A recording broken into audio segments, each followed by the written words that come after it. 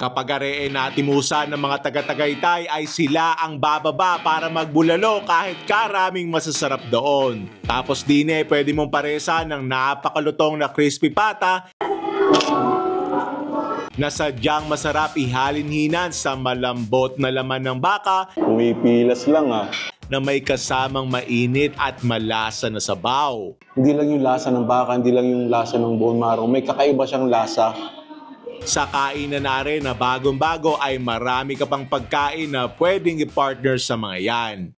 May bago tayong titimusan din sa Tanawan, ang Hiraya Restaurant. Nabalitaan mo masarap ang crispy pata din sa Kabulalo. Ay di tayo naman ay dumayo. Ang ganda ng location nyo, along the highway laang. Tapos are yung malapit na sa Talisay, yung paakyat ng Tagaytay. Kung may labang kaya ang bulalo ng mga are sa bulalo ng Tagaytay, tingnan niya natin ang loob. Ay, nice. Malaki naman.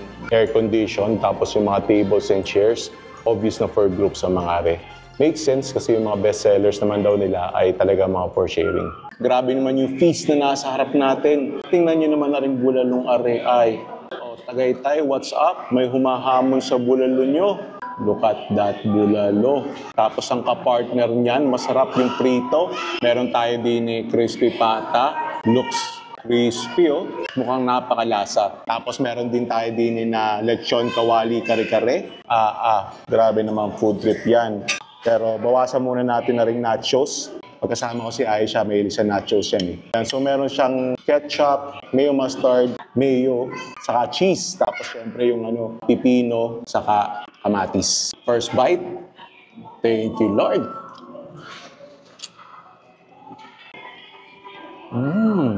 Yung mayo mustard na nag-elevate sa dish na to. Wow! Sabi ko, titikman ko lang to kasi magpo-focus ako doon sa mga putok-batok pero kailangan pa rin ng isang kagat. May masarap na kapartner rin yung pasta. Abangan nyo yun. Yan, babawas na tayo ng kanin. Tapos, pumipilas lang Lambot na rin Yan Kahit yung mga litid-litid, pumipilas lang. Sabaw. Yung sabaw niya, tignan yung kulay Alam mong may ibang lasa. Alam mong may ibang timpla. Higop sabaw muna.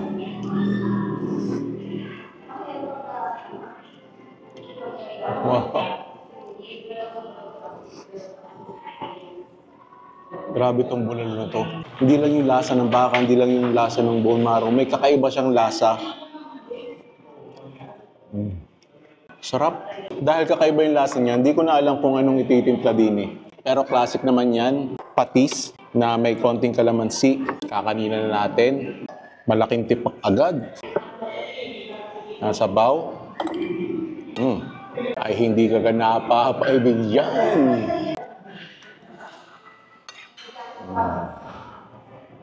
Yung sabi ko na, kung may laban na rin sa Tagaytay na bulalo, pag rin nalasahan ng mga taga-Tagaytay, sila ang bababa din para matimusan na rin. Yan, usong-uso rin sa social media. Crispy kare-kare. Napaka-vibrant ng sauce. Tapos dito ko, dinip fry din yung lechong kawali.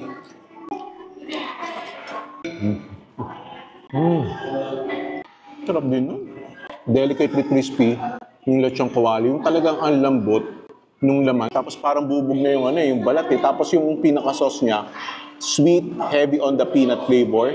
Sarap na rin with alamang. Tapos yan, nilagyan din ng alamang. Alam ko bago na itong restaurant na to. Pero deserve na magkaroon ng hype. Pag nalasahan nyo, malalaman nyo kung bakit. Hindi ako excited sa crispy pata. Look at that, crispy pata.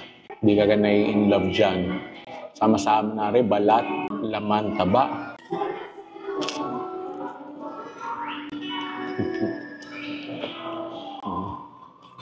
Ang galing yung pagkakaluto ng crispy pata. Kasi yung balat, crispy rather than crunchy. Tapos yung pinakalaman niya, ang lambot pero hindi naghihiwa-hiwalay. Very satisfying pa rin pag kinagat mo.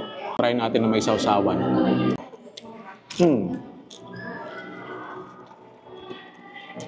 Ito, wag mong paghihiwalayin to. Kaulam na kaulam siya ng bulalo. Sabaw nito, tapos yung crispy pata, tapos ihalin-hinan mo yung laman. Kung hindi nyo naman feel ang Pinoy food, bukod sa nachos, meron sila mga pasta din eh. Ari yung kanilang Charlie Chan pasta. Ito yung version nila.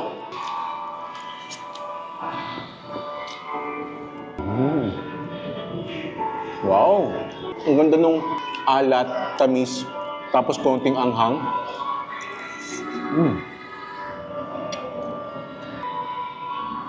Kundi lang bulalo, saka crispy pata, saka lechong kawali. Sarap na rin ubusin, pero balikan na natin yung mga naging paborito natin. Ang hirap pumili ng paborito dito. Pero, dun sa kakaibang lasa ng bulalo, yung first time ko natimusan yung garning flavor profile ng bulalo, ang ganda pa ng pagkakaluto. Itong pinakapanalo para sa akin.